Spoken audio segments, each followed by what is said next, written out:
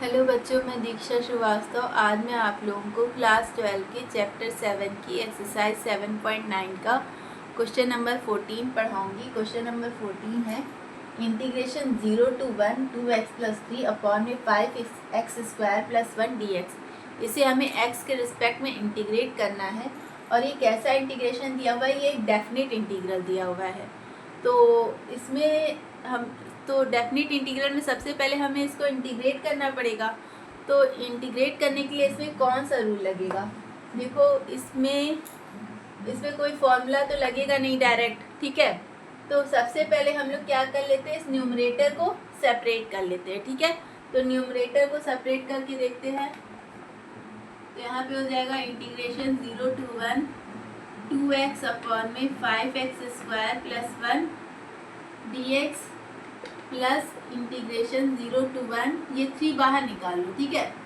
dx upon में 5x² + 1, ठीक है, ये हो गया। अब इसको, ये वाले इंटीग्रेशन को I1 मान लो और ये वाले इंटीग्रल को I2 मान लो, ठीक है। अब पहले हम लोग I1 को सॉल्व करते हैं, ठीक है। तो I1 क्या है हमारा? I1 है इंटीग्रेशन 0 to 1 2x अपॉन में 5x² + 1 dx।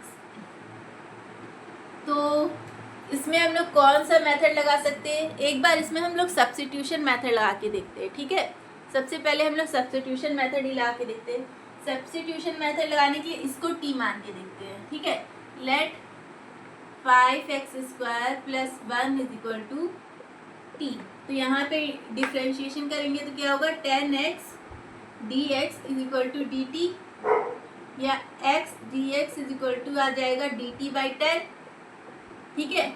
अब ये चीज़ यहाँ पे पुट करते हैं तो यहाँ पे क्या हो जाएगा? इंटीग्रेशन 2 को बाहर निकाल लो और यहाँ पे dt/10, x dx की वैल्यू क्या है? dt/10। तो 1/10 को भी बाहर निकाल लो तो यहाँ पे क्या बचेगा? x dx = क्या आ जाएगा? dt, और 5x² + 1 = क्या आ गया? t। अब हमें लिमिट पुट करनी है। तो लिमिट कैसे चेंज होगी? जो लेट किए हैं वहाँ पे हम लोग अपनी लिमिट रखेंगे। जैसे ये लोअर लिमिट 0 है तो यहाँ पे x की वैल्यू 0 रखो, तो 5 × 0 का स्क्वायर 0 ही हो जाएगा। फिर 0 + 1 क्या आ गया? 1, यानी t की वैल्यू क्या आ गई? 1। तो हमारी लोअर लिमिट हो गई 1। अब अपर लिमिट क्या है? 1। तो यहाँ पे 1 रखो, तो 5 × 1 का स्क्वायर 1, और 1 × 5 5, और 5 + 1 क्या आ गया? 6, ठीक है। तो लोअर अपर लिमिट हो गई हमारी 6। अब इसको इंटीग्रेट करो तो 1/t का इंटीग्रेशन क्या होता है? log mod t। और यहाँ पे 2/10 को हम लोग क्या लिख सकते हैं? 1/5, 2 से कट करेंगे तो, और यहाँ पे हो जाएगा log mod t, ठीक है, ये हो जाएगा। और लिमिट क्या है हमारी? 1 to 6। अब लिमिट पुट करते हैं तो यहाँ पे हो जाएगा 1/5, यहाँ पे हो जाएगा log, पहले अपर लिमिट mod 6, फिर माइनस करके लोअर लिमिट log mod 1, ठीक है, ये हो जाएगा। तो ये दोनों पॉजिटिव ही है तो यहाँ पे मॉड तो अपने आप ही हट जाएगा, ठीक है। अब log 1 की वैल्यू क्या होती है?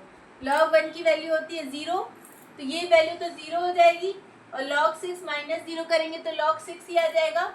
तो यहाँ पे क्या आ जाएगा हमारा आंसर? 1/5 log 6। लेकिन ये अभी किसका आंसर आया है? ये I1 का आंसर आया है। अभी हमें I2 भी सॉल्व करना है, ठीक है। तो ये I1 हमारा हो गया। अब I2 सॉल्व करते हैं। तो I2 क्या है?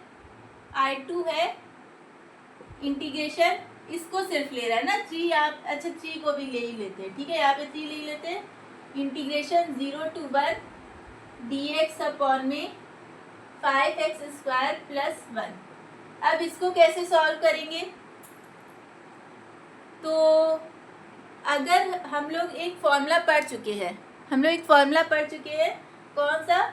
dx अपॉन में x² + a² वाला, ठीक है। अगर हम लोग इसको जो है इस फॉर्मेट का बना लें तो इसका इंटीग्रेशन हो जाएगा, ठीक है, क्योंकि इसका इंटीग्रेशन क्या होता है? 1/a tan inverse x/a + c। लेकिन c तो हम लगाएंगे नहीं क्योंकि ये डेफिनेट इंटीग्रल है। ठीक है, तो हमारा इंटीग्रेशन क्या हो जाएगा 1/a tan inverse x by a plus c, अरे सी नहीं लगेगा, ठीक है। तो अब इसको इस फॉर्मेट का कैसे बनाएंगे, इस 5 को यहाँ से कॉमन ले लो, ठीक है, 5 को यहाँ से कॉमन लेते हैं, तो 5 कॉमन लेंगे तो यहाँ पे आ जाएगा 3/5 और यहाँ पे हो जाएगा 0 to 1 dx,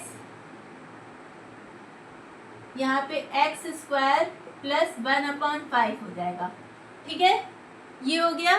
अब ये 1/5 किसका स्क्वायर हो सकता है, ये 1/5 किसका स्क्वायर होगा, √5 का, ठीक है, तो 1/5 किसका स्क्वायर हो जाएगा 1/√5 का स्क्वायर, ठीक है, क्योंकि 1/√5 का स्क्वायर करेंगे तो 1/5 ही आएगा, ठीक है। अब ये फॉर्मूला हो गया, अब ये उस फॉर्मेट का हो गया dx अपॉन में x square plus a square, a की वैल्यू क्या है 1/√5, तो इसका इंटीग्रेशन क्या होता है dx अपॉन में x square plus a square का 1/a, यानी इंटू में हो जाएगा 1/a, क्या है हमारा 1/√5, फिर tan इनवर्स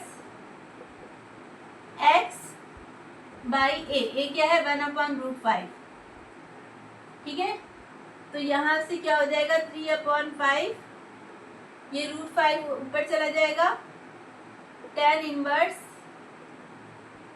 x, ये भी √5 ऊपर चला जाएगा, तो यहाँ पे क्या हो जाएगा √5x। अब चाहो तो ये √5 से इस 5 को काट दो, तो यहाँ पे यहाँ से √5 हट जाएगा और यहाँ पे आ जाएगा, नीचे आ जाएगा, हो जाएगा 3/√5, ठीक है, तो ये हो गया इसका इंटीग्रेशन। और अरे अभी हमें लिमिट भी तो पुट करनी है, ये लिमिट पुट करो, अब 0 to 1 लिमिट पुट करेंगे तो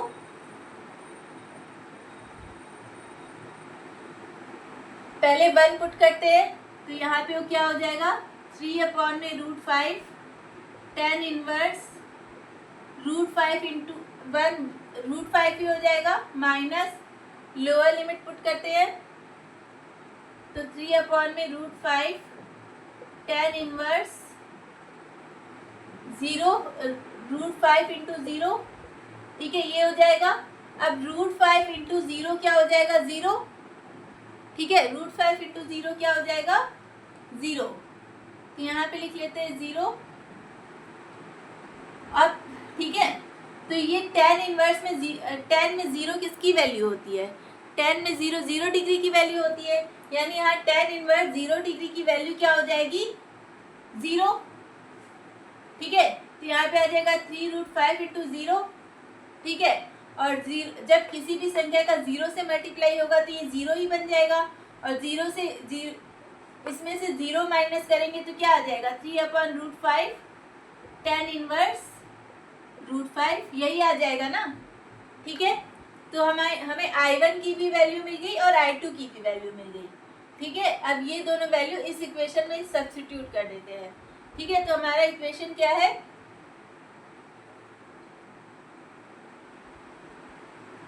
यहाँ पे लिख दे, आप लोग समझ जाओगे, ठीक है, तो यहाँ पे हम लिख दे रहे हैं, तो हमारा इक्वेशन क्या था, सबसे पहले I1 की वैल्यू क्या है 1/5 log 6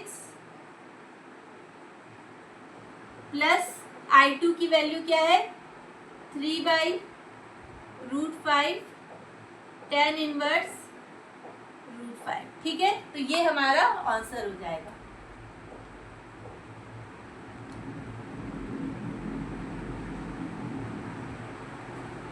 तो अगर आप लोगों को मेरा वीडियो पसंद आता है तो प्लीज़ लाइक शेयर और सब्सक्राइब करें।